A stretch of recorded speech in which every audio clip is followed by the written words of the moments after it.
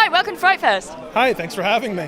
Do you just want to introduce yourself to the fans? I'm Bob Krzykowski. I directed and wrote The Man Who Killed Hitler and Then the Bigfoot.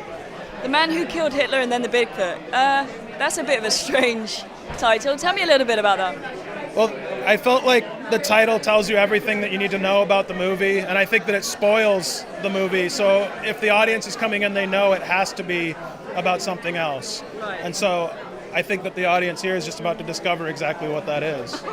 Don't tell me, because I really want to see it. Okay, all right. I won't tell you. Yes, I won't spoil it. FrightFest, this is your first time? Yes, I've never been. And how does it feel for you to have your film being shown here this weekend? It's fantastic, and the audience seems amazing, and both screenings sold out, and I'm looking forward to sitting down and watching it with them and just seeing how the reaction as the movie progresses. Do you just want to introduce yourself to the fans? Sure, I'm Joe Kraemer. I'm a film composer, and I wrote the score to The Man Who Killed Hitler and Then the Bigfoot.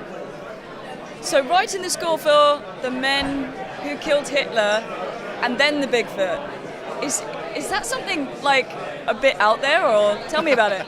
It is the most unusually titled film I've ever worked on. And it's funny because it tells you everything about the movie, and yet at the same time it kind of doesn't tell you anything about it at all. Right. And it is a film that, it may polarize some audiences, because I think there are going to be certain people who go in with a certain expectation. Yeah.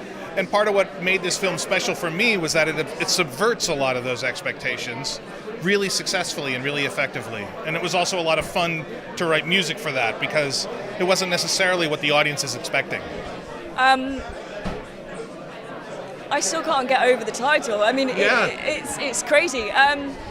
With that kind of title and composing the music for it, do you think at the end of the project you were really, really happy with it, or do you think you might have been able to do it a little bit better? Or Well, I think there's always that personal feeling like you have an ambition and you try to reach that, and we're only human. We fall short in different ways. Hopefully there are ways that no one notices, John Lennon was sort of famously derisive of Sgt. Pepper later in life, So, I try not to rest on my laurels, and I try to challenge myself to do the best I can.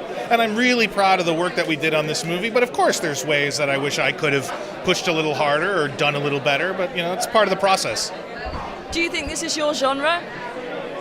I sure hope it is. One of the things I really love about working with the director, Bob, is that he wanted a proper film score. He wanted melody and themes and music, and not just sort of ambient wallpaper texture.